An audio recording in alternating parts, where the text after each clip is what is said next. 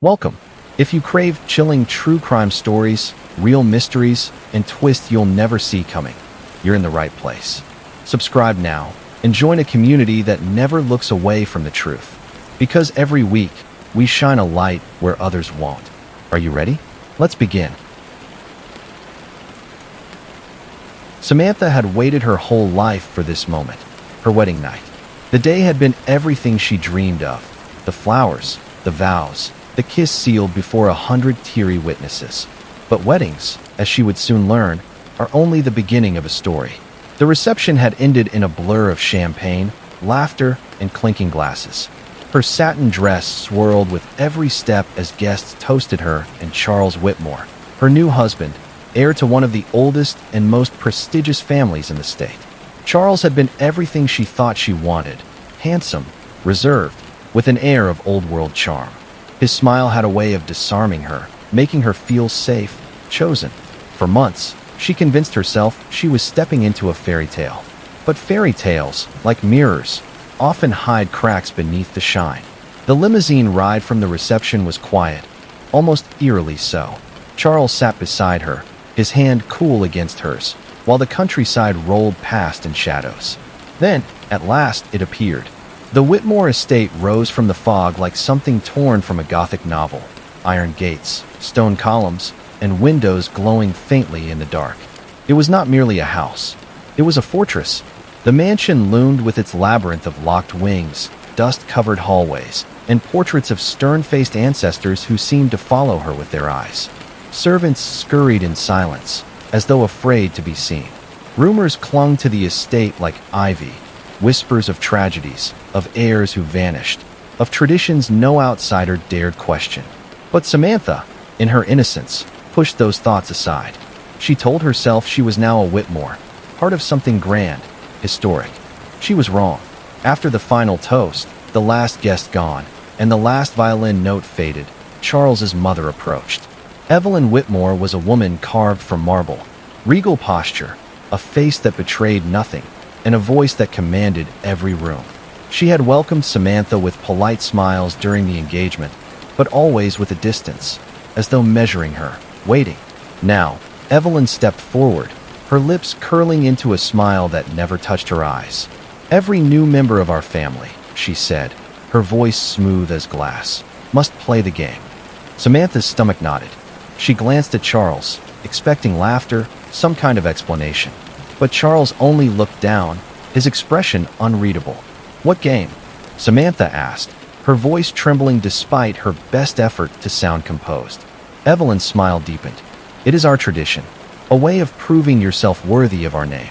Every bride, every groom who marries into this house, must play, and the game always begins tonight." The Whitmores had wealth beyond imagination, industries, banks, land. But wealth wasn't their only inheritance. Charles's ancestors had ruled this land long before skyscrapers and freeways. They had carved their fortune in blood and contracts, shaping not only the state, but the lives of everyone who lived beneath their shadow. Some called them philanthropists. Others whispered darker words: predators, tyrants, cultists. And now Samantha stood at the heart of their empire, a lamb ushered into a den of wolves. Evelyn motioned toward the library, a cavernous room lit only by a roaring fire. The air smelled of old books and aged leather, and a long oak table stretched before them. On the table sat an ornate wooden box, polished and ancient, its corners etched with strange symbols Samantha didn't recognize. "This," Evelyn said, running a hand along the lid, "is where it begins." She opened the box slowly, revealing a deck of hand-painted cards. Each card bore an image, some familiar, some grotesque. A knife, a crown, a mask, a skull. Charles finally spoke, his voice low. "You must draw one, Samantha." "Why?" she asked. "Because it is the way," Evelyn interrupted. "The card you choose decides your role in the game. It will shape the night, and perhaps the rest of your life." The room seemed to shrink around her. Shadows pressed in. The fire crackled too loudly, and for a moment Samantha considered refusing. But Evelyn's stare held her captive, and Charles offered no escape. With trembling fingers, Samantha reached into the box and drew a card. The card was heavy, the paint faded with age. She turned it over. It was the Evelyn closed the box with a decisive snap. It means the night will test you. You will either outlast it, or it will outlast you. Samantha stared at her, horrified. This is some kind of joke, right? But no one laughed. The servants moved quickly after that, as though the game had set a machine in motion. The mansion's doors were bolted, the windows sealed. Somewhere in the house, a clock chimed midnight, its echo stretching like a funeral bell. Charles took her hand, his touch firm but cold. "Stay close to me," he whispered. "Don't run." "What's happening?" she demanded, her voice cracking. "You drew the hunter," he replied. "That makes you the prey." Her heart froze. "What do you mean, prey?" Before he could answer, Evelyn clapped her hands. The staff withdrew, the fire dimmed, and the Whitmores, Charles's uncles, cousins, and siblings, began to gather, dressed in dark suits and gowns, their faces masked with carved wood. Each mask was different, an animal, a demon, a hollow expression. Together, they looked less like a family and more like a congregation. Evelyn raised her glass. "To tradition," she said. "To blood. To the hunt." The family echoed in unison. "To the hunt." Samantha's breath caught in her throat. This was no game. This was a ritual, and she was at the center of it. The Whitmores gathered in the grand parlor, lit only by candlelight. The room was suffocating with silence. Every flicker of flame cast tall, monstrous shadows against the carved walls, stretching the family's faces into grotesque masks of anticipation. Samantha, still in her wedding dress, sat in the center of the room on an antique chair that felt more like a throne and a trap all at once. Her white gown, once pristine, now seemed absurdly fragile in this place of iron rules and whispered rituals. She could still smell the faint perfume of roses from the ceremony clinging to her veil, but it felt like a memory from another lifetime. On the floor before her sat the wooden box. Heavy, ancient. Its surface was covered in carvings too precise to be decorative, too strange to be random. Symbols like claws, crescents, and eyes seemed to move in the firelight. Charles knelt beside her, his hand trembling as it hovered near hers. His face was pale, and though he wore the calm expression of a Whitmore heir, his voice betrayed him. "The rule is simple," he said quietly, almost as though he hated himself for saying it. "You draw a card. Whatever game it shows, you must play." The words hung in the air like smoke. Samantha's lips curled into a nervous laugh. It seemed ridiculous, all of it. A bizarre family tradition, some sort of hazing ritual meant to unsettle her. Maybe it was like charades, or poker, or some elaborate drinking game that the Whitmores had invented generations ago. "All right," she said, trying to sound braver than she felt. "What's the worst that could happen?" Pictionary. No one smiled. Her laughter died in her throat. The silence of the family, the fire snapping in the hearth, the sheer gravity of their stares pressed down on her chest until she could hardly breathe. Still, with no way out, she reached into the box. The cards were heavy, stiff with age, smelling faintly of smoke and cedar. Her fingers brushed against them, trembling, until she drew one from the deck. She turned it over. The card was painted in dark strokes. A black forest, a blood-red moon, and in the center, a lone figure running, hunted by faceless shadows. It read, "The Hunt."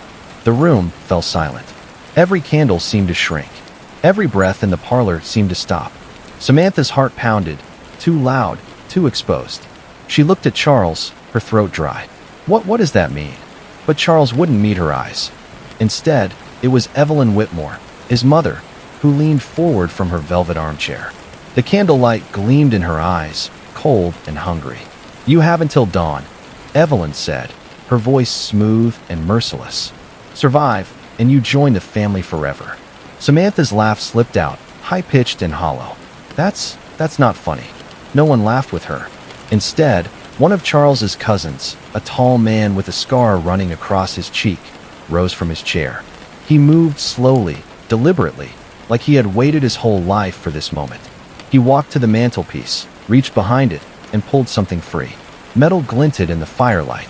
A shotgun. The cousin cocked it with a sharp, echoing click. The sound was louder than thunder. Samantha froze. The room spun. Her pulse screamed in her ears. This isn't real," she whispered. It has to be a joke." "Right." But the way the Whitmores looked at her told her otherwise. The way Charles still refused to meet her gaze told her otherwise. And the way Evelyn's lips curved into that cold, satisfied smile told her the truth. The hunt had begun. The mansion doors were locked, the windows barred. Samantha realized the truth too late. The Whitmores weren't playing. The sound of heavy iron bolts slamming into place reverberated through the house, sealing her fate. She spun in frantic circles, her wedding dress tangling around her legs, her breath ragged as the laughter of her new family echoed down the corridors. They had been waiting for this. They wanted her to run. Her heels clicked frantically against marble as she bolted through the twisting hallways, chandeliers swaying overhead, shadows dancing like predators along the walls. The portraits of ancestors watched with hollow eyes, their stern faces lit by flickering candlelight. Behind her, the Whitmores fanned out. Their laughter wasn't joyous. It was cruel, mocking. "Run, little bride," one of the cousins bellowed, his voice booming against the stone. "Faster," another taunted, their footsteps pounding closer. Samantha's heart slammed against her ribs. She didn't dare look back. Her body screamed at her to find a door, a window, any exit. But every handle she tried rattled uselessly. Every window bore bars like prison cells. She wasn't a guest here.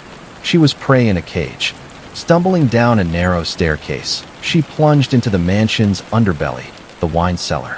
The air was damp and chilled, heavy with the smell of oak barrels and mold. The flickering sconces cast the room in fractured shadows. Her hands shook as she pressed herself between towering racks of dusty bottles. Her once pristine dress was torn, trailing dirt and cobwebs. Her chest heaved silently, desperate not to betray her position. Above her, footsteps creaked. The hunters moved slowly now, deliberately, savoring the chase. She clutched at her chest, willing her heart to quiet. Every breath felt like thunder in her throat. Every drip of condensation from the stone ceiling felt like a gunshot. The voices carried down the stairwell. "She can't hide forever. Check the cellar. She smells like fear." Samantha bit down on her lip until she tasted blood. She pressed her back against the cold stone wall, praying they would pass her by. For several long minutes, they did. But she knew it wouldn't last. When silence finally fell, she slipped from the cellar. Her legs trembled, but she forced herself forward, her bare feet leaving faint smears of dirt across the polished floors. She remembered the grounds, the stables. Maybe there was a way out. The mansion seemed to stretch endlessly, corridors doubling back on themselves, staircases leading her in dizzying circles. But finally, she burst through a side passage that led outside. The night air hit her like ice. She gasped, her lungs filling with freedom for a fleeting second. And then she saw him, the groundskeeper, a hulking figure, already waiting in the shadows of the stables. His face was hidden behind a crude wooden mask, carved into a grotesque smile. In his hand, he held a gleaming blade. He stepped forward, slowly, purposefully, blocking her escape. Samantha froze, her body caught between terror and disbelief. When he lunged, instinct took over. She screamed, scrambling backward into the stables. Her hands brushed against a crate, splintering wood beneath her touch. Bottles toppled, one shattering against the ground. Without thinking, she seized a jagged piece of glass. The groundskeeper advanced, his blade glinting in the moonlight. Samantha swung wildly, her arms flailing with desperation. The glass caught flesh. The man roared in pain. His blade clattered to the ground as he staggered backward, clutching at his side. Samantha didn't stop. She drove the broken champagne bottle into him again and again, until his scream tore through the night like a dying animal. Blood sprayed across her gown, hot and metallic. Her hands trembled, slick with crimson. She stumbled back, gasping, staring at what she had done. The groundskeeper collapsed, writhing, his mask slipping to reveal wide, shocked eyes. Her chest rose and fell violently, her throat raw from screaming. The jagged glass slipped from her grip, clattering against the stone. She had never killed before, never imagined she could. But survival has a way of tearing away illusions. As she stared down at the body, realization struck her with brutal clarity. The game was real. The Whitmores weren't going to stop. They wouldn't relent. Not until the sun rose, or until she was dead. This wasn't about acceptance into their family. This wasn't about tradition. It was blood sport. It was her life against theirs. And now, she was no longer the prey they thought she was. Samantha's lungs burned as she stumbled through the twisting hallways, her blood-streaked dress dragging like chains at her ankles. Every step echoed too loudly. Every flicker of candlelight threatened to expose her. The Whitmores were hunting, spreading through the house like wolves. She could hear them, boots slamming against oak floors, the scrape of weapons against walls, cruel laughter that rolled through the corridors. "Where are you, bride?" a voice called. "Don't be shy. We only want to finish what was started." She pressed herself against the wall, sweat dripping down her neck, eyes darting desperately for a place to hide. That's when she noticed the door. It was different from the others, an old oak door at the end of a narrow hall, its iron handle sealed with a heavy lock. A forbidden wing. Her hands shook as she fumbled through the groundskeeper's coat pocket. She had grabbed his ring of keys after stabbing him. She tried one after another, the clicks of metal deafening in the silence. Finally, the lock gave way. The door creaked open, the sound slicing through the stillness like a scream. She slipped inside. The air inside was stale, thick with dust, and the faintest hint of perfume long faded. Samantha's eyes adjusted, and her stomach turned. The room stretched like a gallery, its walls lined with portraits. Dozens of them. Each painting showed a young bride, beautiful, radiant, captured in her wedding dress. Their smiles were painted with meticulous care, their jewelry sparkling beneath careful brushstrokes. But their eyes all held the same thing. A sadness, a knowing, a plea that no one ever heard. Samantha staggered backward, covering her mouth to stifle a cry. She understood now. She wasn't the first. She was just the latest. Her fingers trembled as she brushed over one of the frames. The plaque read, Elizabeth Whitmore, 1893. Another, Margaret Whitmore, 1912. Then another, and another, stretching across decades. All of them brides. All of them outsiders who had married into the family. And all of them gone. On the far side of the room sat a desk piled with yellowing papers. Samantha's curiosity battled with her terror as she rifled through them, her heart hammering in her ears. Newspaper clippings, each one small, buried, almost forgotten. Local heiress missing after wedding gala. Bride disappears, family offers reward. Society mourns tragic loss, accident at Whitmore Estate. She read headline after headline, the stories spanning generations. Every decade, every bride, a cycle of vanishings that no one ever dared connect. Her stomach twisted as she pieced it together. The Whitmores didn't just marry to expand their empire. They didn't just wed for appearances. They hunted their brides. And the killings weren't random. They were ritual. The clippings, the portraits, the silence of history, they all pointed to one truth. Every decade, the Whitmore family sacrificed a new bride to keep their fortune untouched. It was blood that sealed their wealth. Blood that preserved their empire, their power, their legacy. It was all built on ritual bloodshed. Her knees nearly buckled beneath the weight of it. She wasn't unlucky. She hadn't just fallen into the wrong family at the wrong time. She had been chosen. Her marriage wasn't love. It was a contract, an offering. She was never meant to be part of the Whitmores. She was meant to be if survival was the only way out, then survival would require more than hiding. It would require outsmarting them all. For the first time since the nightmare began, her fear turned to fire. She whispered to herself, voice steady despite the quake in her chest. If it's me or them, it's going to be them. And with that, Samantha stepped back into the hall, no longer the hunted bride, but a woman ready to turn the Whitmores' game against them. The hunt wasn't over. It was only just beginning. The hunt stretched into the early hours. The once pristine Whitmore estate had become a war zone. Smoke curled through shattered windows. Flames licked at the curtains and devoured antique books. Every hallway bore the scars of struggle, blood splatters on marble, overturned furniture, broken glass. And through it all, Samantha fought. She was no longer the trembling bride who had drawn a cursed card. She was a survivor, bloodied but unbroken, wielding desperation like a weapon. One by one, she turned the Whitmores' own cruelty against them. In the gardens, she discovered their hunting traps, the ones they had laid for her. She dragged one into place and lured a cousin into its jaws. His scream tore through the night as the steel teeth clamped shut, and for the first time, Samantha realized she had learned their game better than they had. In the library, she smashed oil lamps against shelves of old books, the flames roaring to life. Portraits of long-dead patriarchs curled into ash. Generations of their bloody legacy turned to smoke in the blink of an eye. Every corner of the mansion became a battlefield. Every tool of their hunt became her salvation. But there was one she couldn't avoid. Charles, her husband, her groom, the man who had kissed her hours earlier under a canopy of roses and whispered promises of forever. He stood in the foyer, his face torn between love and duty, a pistol trembling in his hand. "Stop," he pleaded, his voice hoarse from smoke. "It doesn't have to end like this." Samantha stared at him, blood drying on her face, her once white gown now a scarlet shroud. "You knew," she hissed. "You knew, and you said nothing." "I wanted to protect you," he whispered. His hands shook. His eyes burned with something between guilt and desperation. "I thought maybe we could survive it together." Her laugh was hollow, sharp as broken glass. "Survive? You married me to kill me."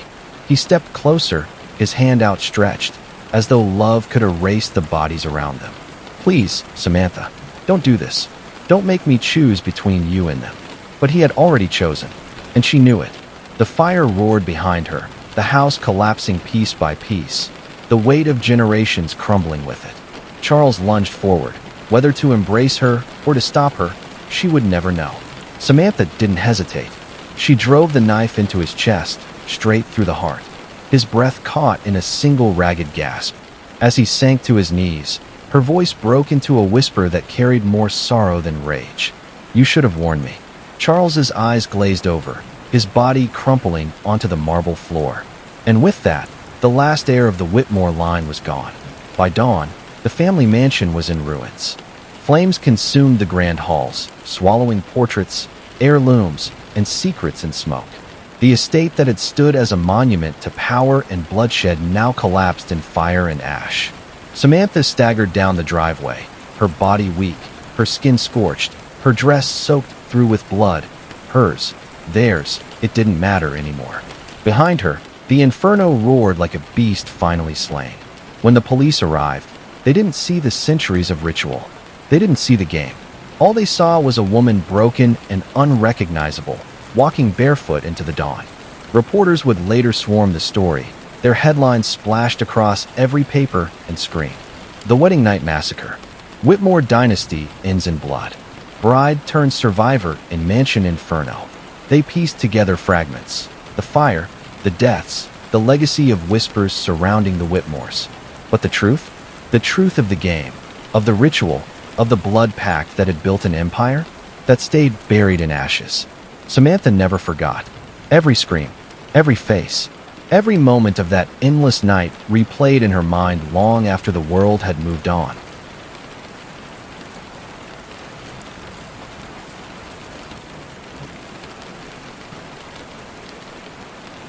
She would never again see her wedding dress without remembering how it became her armor.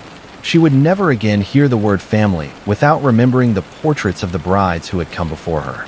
The fairy tale had always been a trap, and she had been the first to escape it. But survival comes with a price, and Samantha would carry it forever.